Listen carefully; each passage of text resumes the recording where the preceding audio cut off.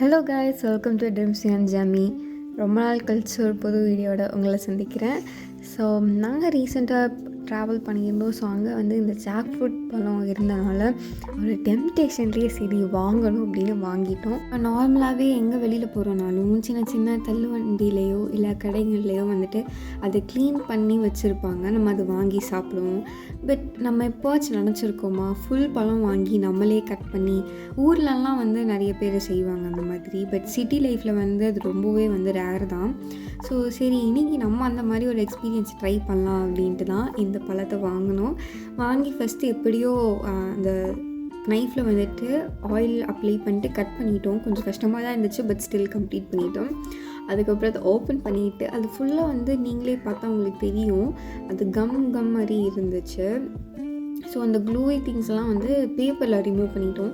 But பேப்பரில் remove பண்ணாலுமே sometimes அச்சு விழுகும். அதாவது அந்த பேப்பரில் இருக்கிற அந்த இங்க் கெமிக்கல்ஸ் இருக்குது இல்லையா, ஸோ அது சம்டைம்ஸ் வந்து அந்த பழத்தில் ஒட்டிக்கும். அதனால நம்ம வேறு ஏதாச்சும் தான் யூஸ் பண்ணணும். அதுக்கு ஆல்டர்னேட்டிவாக தான் அந்த பழத்துலேயே இருக்கிற அந்த த்ரெட்டு மாதிரி இருக்குங்க இல்லையா, ஸோ அதெல்லாம் வந்து கேதர் பண்ணி அதை நம்ம வந்து க்ளீன் பண்ணிக்கலாம். இந்த பலாச்சக்கையை வந்துட்டு நம்ம தொடும்போது நம்ம கையில் வந்து கொஞ்சம் எண்ணெய் தடவிக்கிட்டு தொட்டோன்னா அது கொஞ்சம் நல்லாயிருக்கும். இல்லைனா அதில் எப்படின்னா சப்போட்டாவாக இருக்கட்டும் இல்லை இந்த பலாச்சக்கையாக இருக்கட்டும், ரெண்டுத்துலேயுமே பார்த்திங்கன்னா பிச்சு பிச்சுன்னு இருக்கும். தொட்டோன்னா நம்ம கையிலே வந்து அது அப்படியே ஒட்டிக்கும். நம்ம வந்து என்னதான் கையில் வந்து நம்ம ஹேண்ட் வாஷ்லாம் போட்டு கழுவினாலும் அது போகாது. ஸோ இந்த மாதிரி எண்ணெய் போட்டு நம்ம யூஸ் பண்ணோம் அப்படின்னா நம்ம கையில் அந்த கம் மாதிரி இருக்கிறதெல்லாம் ஒட்டாது. அப்போ நம்ம நீட்டாக எடுத்து எல்லாமே பிரித்து வச்சிடலாம். எப்படியோ அந்த பழத்தை ரெண்டாக பிரித்து அதுலேயும் ரெண்டாக போட்டு இப்போது இந்த தண்டு மாதிரி இருக்கிற இந்த நடுப்பகுதியை தான் வந்துட்டு கட் பண்ணி எடுக்கணும். அது நடுவில் மட்டும்தான் கொஞ்சம் ஹார்டாக இருக்கும். அது கட் பண்ணி எடுத்துட்டோன்னா நம்மளுக்கு இங்கே சைடில் இருக்கிற பழத்தை எல்லாமே வந்து நம்ம ஒரு சொலையாக ஈஸியாக எடுத்துடலாம்.